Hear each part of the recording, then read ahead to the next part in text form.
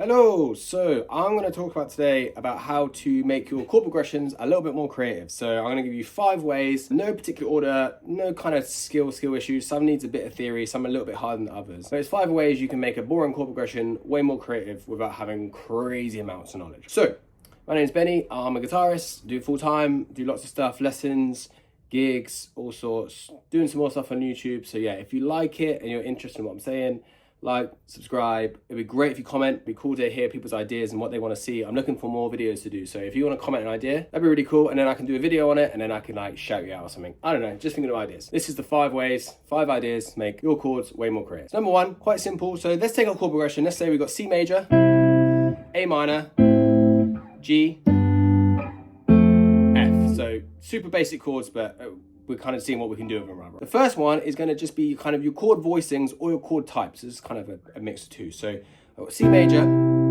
So rather than playing C major here, I'm going to play C major up here. So it is the same chord, but then I have a few different elements like the high notes. So what I'm going to do now is, and then I'm going to play my A minor maybe up here instead. And then I'll just play my F, my G and my F down here as normal. So rather than this is what we originally had.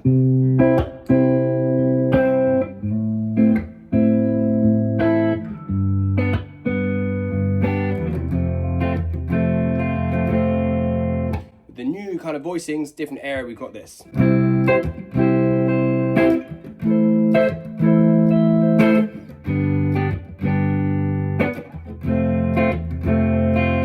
way you play them can make a big difference, and you could kind of do that pattern is, the first round you can do it here where you started, and then the second time round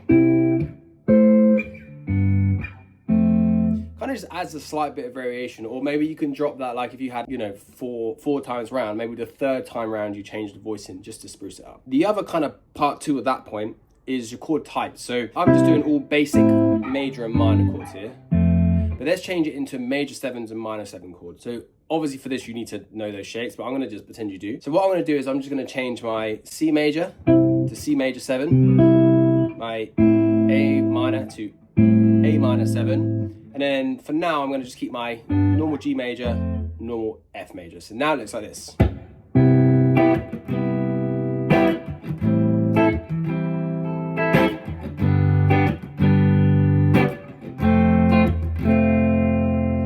Again, you can then follow the same thing we did in the first bit. We just changed our voicing. So now my C major 7 is going to be up here. My A minor 7 is going to be here. G and F. So now I've got this.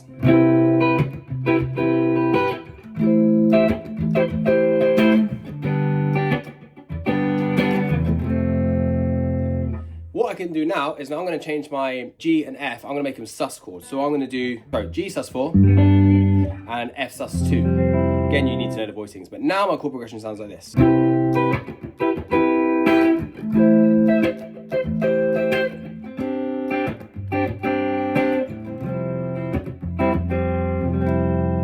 So again, it adds super variation to it. Number 2, this is a bit of an easier one, and it's just simply sliding into your chords. So I'm going to take the same chord progression I had, but I'm going to do my C major 7 now, A minor 7, G major, F. So all I'm going to do is I'm just going to slide into my chord. So I'm going to start semitone down, so now I'm going to start on B, and I'm just going to slide into the chord. So before we had this, but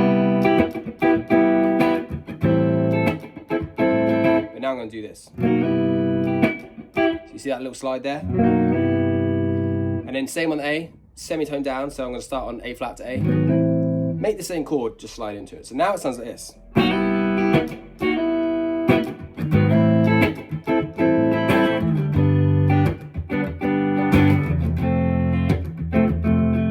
And you can be a bit more subtle with it. I don't need to do it on every chord, just, the first chord.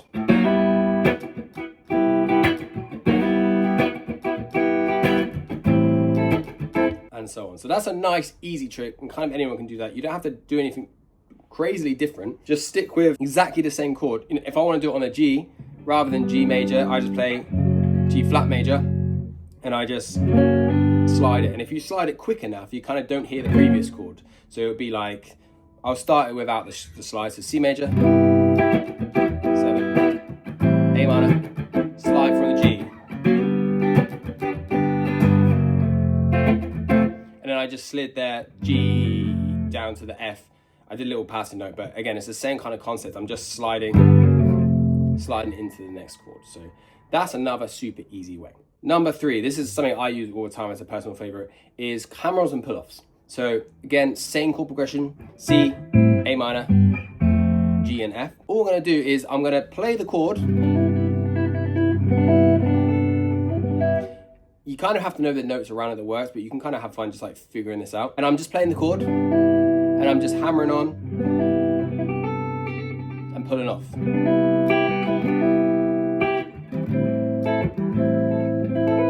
Hitting some extra notes, G, F. And now if we use the stuff we did before with the slide into the hammer off, we got.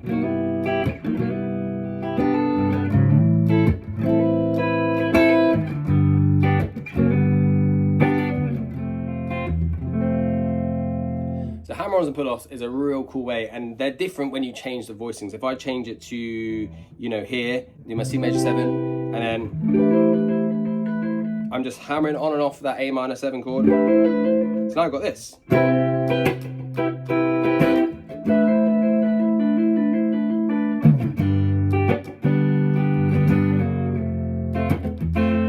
So there I just utilize the different voicings and shapes, hammer-ons and pull-offs, normal, and then just slid down, kind of using that passing note down to the F. What's number 4? Number 4, so for this one you do need to know a little bit of theory. You need to know your kind of minor pentatonic, or like the scale that relates to the key you're in. So I'm in the key of C, which I know is the key of A minor, and I have my A minor pentatonic. So what we're going to do is we're going to add notes in between the chords. So if I do my C to my A, I know my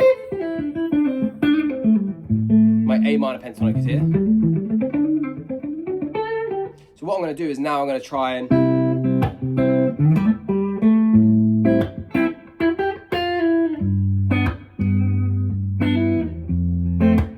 I'm just adding those pentatonic riffs. That wasn't anything cool.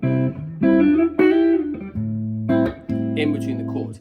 And you can either do it random like that, or you can come up with a melody. So if my melody is that, for example,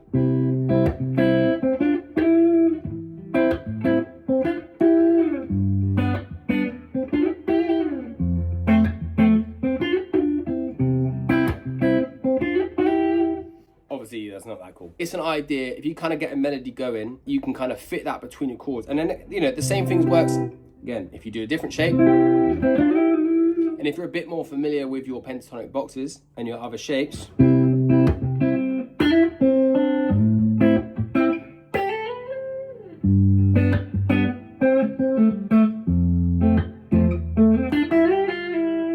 whatever, random. Then you can kind of mix, depending where you do your shapes and your chords, you can then play the pentatonic box from around there. That's a cool one. I do that all the time as well. The last one, number 5, is quite simple. It's just simply change up your rhythm. You know, you'll be surprised that the different kind of rhythms you do can make a very boring chord progression. C, A minor. You know, if I, like I was doing earlier, make it a bit more funky.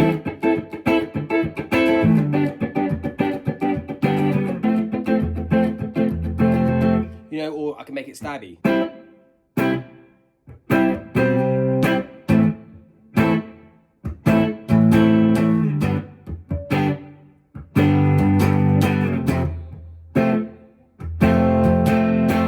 Super, you know, I try and make a melody out of the rhythm. So, you know, like then, ding, ding, ding, ding, ding, ding, ding, ding. Exactly the same chords, but now I've just made it a bit more a melody, right? And you can do it, you know, you can change the finger picking. You know, you can finger picking to strumming.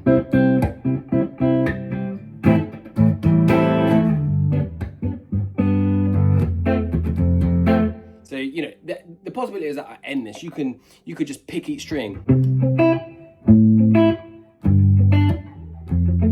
That kind of goes with the previous point of like doing the pentatonic licks and stuff as well.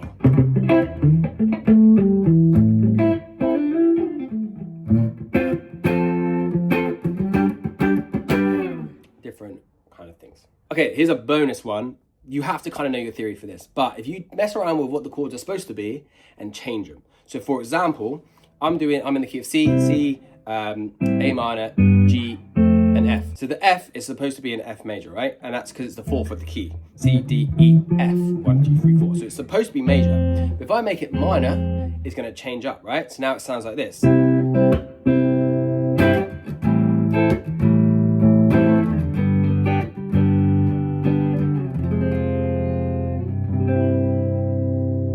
just simply changing what's supposed to be a major into a minor. What I'll do now is I'll do F major to F minor to C. So I've got my C, let's do C major 7, A minor 7, G major, and I'll do F major to F minor to C.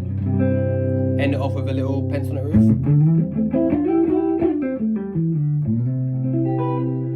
Different kind of chord variation. So all of that is a simple 4 chords which everyone plays. C major, A minor, G, F. But they're just a few ways you can kind of spice up your chord progression. This works in any key. There's loads more ways you can do it. These are just a few that I kind of use personally. So hopefully that's kind of helpful. If you need a bit more info on what I actually did, this is your chance to comment, and then I can explain it in another video because it gives me a video and then I can reply to you. So yeah, it's a good fun to mess around with. It kind of helps with practice as well. How creative can you be with 4 chords?